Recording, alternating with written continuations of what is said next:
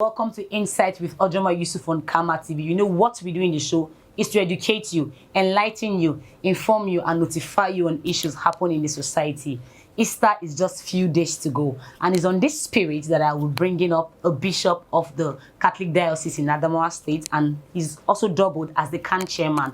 Nobody but Bishop Dami Stephen Mamza, and we'll be talking about the significance of Easter celebration. So sit back, join me, and watch as we continue on the show. Thank you so much.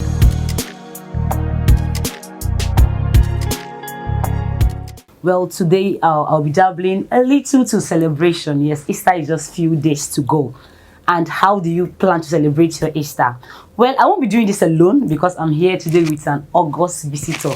A very big father in the faith is here with me today, and I sincerely want to bring him up to the show shortly. He's nobody but the CAN chairman, Dr. Stephen Dami Mamza, and he's also coupled as the bishop of the Yola Diocese for the Catholic ministry. He's also here with me today. So, sir, I want to welcome you to the show today. Thank you so much for having me. I'm super grateful that you could make it to the show today. Well, thanks be to God. I'm good to be here. Wow, awesome, sir. So, sir, in the spirit of Easter celebration, I decided to bring you here today so you can enlighten the people, the public as a whole, on the significance of the celebration of Easter. Yes, sir. And so I'll be starting by asking you, sir, what is Easter celebration? What is the relevance of the Easter celebration, sir? Right. Well, we cannot actually talk about Easter without talking about the preparations we had before reaching where we are and what we are about to celebrate. Yes, sir. We started the Lenten season about nearly 40 days ago. In the next 2 days, we shall be bringing our Lent to a conclusion. We have been hammering on 3 pillars since we started on Ash Wednesday. We have been talking about fasting, giving alms, and also prayers, because these are the 3 pillars of Lent. And Lent is 40 days preparation for Easter. So Easter does not just happen like that. You have to prepare for it spiritually, and then before you celebrate it. So we have had all these weeks now preparing for Easter. Wow. And then when it comes to the D-Day, which is the most important feast in the Christian calendar, it's even much more important than Christmas. Easter is a first-class feast. Wow. Christmas is, but Easter is more important because of the redemptive nature of the celebration. So at Easter, we celebrate, we commemorate the resurrection of our Lord Jesus Christ from the tomb. That's what we celebrate. Simply, we celebrate our liberation as well. We celebrate our salvation. It is a feast of our salvation. And that is why we consider it to be more important than any other feast in the Christian calendar. Okay, yes, sir. Talking about the resurrection of Christ, there's the death, crucifixion, and the resurrection. These 3 in one. Can you elaborate, sir? Can you make us understand? Right. Christ was betrayed by one of his disciples, one of his apostles, Judas Iscariot. Yes, sir. And he sold him out to those that killed him. And there were processes, stage by stage, before we reach the moment that Christ was crucified. A lot of things happened after he was betrayed. He was arrested, he was punished, he was scourged, and then he carried his cross, met his mother on the way as he was carrying his cross, met the women of Jerusalem. Simon of Cyrene assisted him in carrying his cross, and then his disciples denied him. Those who were close to him, but some women felt for him, they wept for him during the course of carrying his cross. But at the end of the day, they took him to the seat of government, and then judgment was passed, and the judgment was that he should be crucified.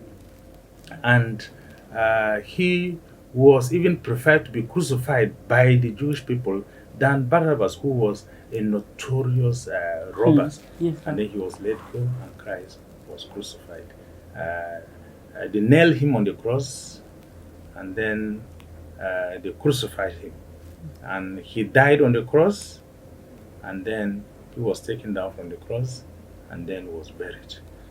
That was the aspect of the crucifixion.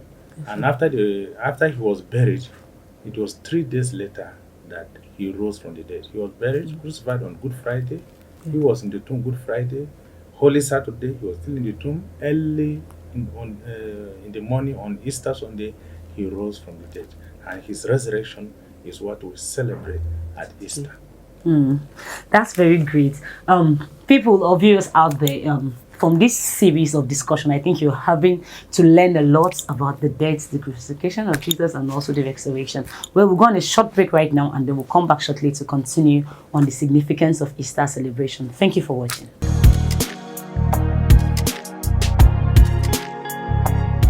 All right, people, you're welcome back from the short break, and don't forget we've been discussing on the significance of Easter celebration. And I'm here with our able bishop, Dr. Stephen Dami Mamza. He's also the CAN chairman, and also we have him as the bishop of the Adamawa State Diocese. Sir, you're welcome back from the short break. Thank you so much. Yes, I'm excited having you, as I've said before, and then I enjoying our conversation. It's really educating. Thank you. All right, so you see, I want to really get this straight. There's this understanding on how that, okay, celebrating Easter, you have to go to the market, get new clothes, buy rice that day, you must kill meat and all of that. So I would like you to give your words to our Christian people out there, people in the Christian faith. Is that really necessary? Is that the main reason why we should celebrate the death of Jesus Christ? Or we can actually come in like that and just make sure we are thanking God for that day? Well, Yes, I think the most important aspect of the celebration of Yes, Easter is sir. actually the spiritual aspect of it. Hmm. You know, as I said before, it was 40 days of preparation. And if your heart is not well prepared and your heart is not a fitting place in order that Jesus can dwell and he can also resurrect from your heart, then it doesn't make sense. So all the outward celebration, yes, they are good if you can afford to do it, but you don't have to do it, and you are not forced to do it. You are not under pressure to do it. If you can afford to slaughter animals and prepare rice, whatever you can prepare, you are free to do so if you can afford. But nobody is encouraged to do wrong in order to celebrate Easter, especially to go and steal in order to buy food stuff and celebrate Easter, or to go and you steal somebody's chicken and then you come and cook in your house and say you are celebrating Easter. It doesn't make sense. Seriously, at all. sir. Seriously, So Your Lordship, you sir. can combine the celebration of Easter with sinning. After all, we have already prepared ourselves for 40 days. 40 days, So yeah. our hearts should be pure during the period of the celebration. If you cannot afford to buy things expensive in order to do the celebration, just simply eat your normal food that you normally take a normal drink that you normally drink, and then have a simple celebration and be joyful with your family and your loved ones. All right, Your Lordship, sir. I think there's this question about the Good Friday and all of that. Yes, there's a feast for that Good Friday. Yes, how that Christians had to go trek down to just remember the death of Christ and all of that. And there's another saying that we don't eat meat on Good Friday. So, Your Lordship, sir, I want you to get some clarification on that. Well, I think, yes, Good Friday, again, I'm sure you're also going to ask me, why do we call it Good Friday instead Yes. of Bad Friday? Because that's actually when Yes, that was Jesus when he died. Yes, sir. So, well, it's Good Friday for us because if Jesus did not die, we wouldn't have been saved. There wouldn't have been any salvation for us. So we have to call it Good Friday because it was through the death of Christ that salvation came. Without Good Friday, there wouldn't have been Easter Sunday. Yes. So Good Friday, like in the Catholic Church, and as you know, almost all those celebrations, they all originated from the Catholic Church. Yes. Like in the Catholic Church, we have two major events on Good Friday. The first event normally is that we used to have the Stations of the Cross. We dramatize what happened to Jesus on that day. So it refreshes our mind. And sometimes people even go emotionally. Yes, people weep. Yeah, I've exactly. attended this several years. People cry. You feel and say, Yes. did this thing really happen to Jesus? So if you place yourself in the shoe of Sure. Jesus, Yes, sir. you feel it emotionally, that will be able to strengthen your faith. As a matter of fact, in Philippines, on Good Friday, every year, there are those, even the church does not encourage this any longer, but every year, there are those that allow themselves to be crucified, really crucified, Wow. with nails. Wow. With On their nails, hands. yeah, on their palms, Wow. yes, Wow. and later on they are healed. So Wow. they feel as a kind of a big sacrifice they are making for Christ. But we're not asking ourselves to be crucified. To do that, yes, sir. Yeah. Wow. But so on that day we have the stations of the cross, and in every parish, in every church, from the beginning when Jesus was betrayed by his disciples up to the moment he was crucified. And then we end there. We don't do the resurrection because he will still be left in the tomb. He will not risen yet. Yes, sir. So that's the first part of it. And then the second part of it is that we have service on Good Friday. You know, the Catholic Church will celebrate what we call Mass. Yes. And there is only one day in a year that the Catholic Church does not celebrate Mass. Okay. And you'll be surprised, it's on Good Friday. Wow. Yeah, that is the only day that the Catholic Church does not celebrate Mass. And why? Why? I tell you the reason. The Mass that we celebrate is a sacrifice. We call it the sacrifice of the Holy Mass.